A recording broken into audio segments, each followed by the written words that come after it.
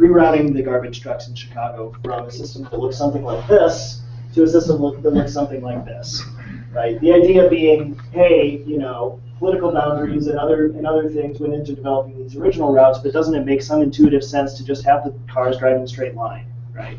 And so the city did this, right? So what their question is now is, did it work? Did it make the system run more efficiently?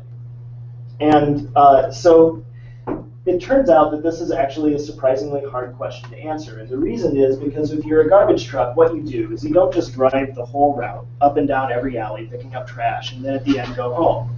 You have to stop off along the way to drop the trash off once your truck gets full, right? And there's drop-off points scattered all over the city where trucks can go and empty out and then return to the route and go back to it. So it's not completely obvious that even though if you look at these maps, you're like, well, yeah, this was going to be way better. It's not so clear. So, but it's an answerable question because the buses actually have GPS on them. So you can measure how long it takes them to go from the start to alley 1, how long they spend in alley 1. So the reason so policy changes like this get done all the time. Well, not in this case. It actually took 30 years to change the way we collect garbage.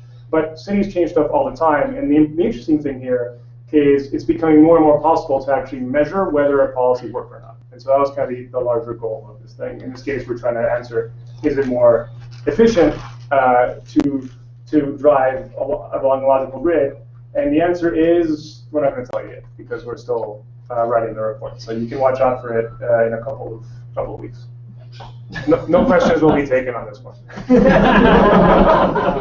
Nick. Oh, that's so perfect. I'm so glad to be here. Although I did lose the mustache, which was a popular thing.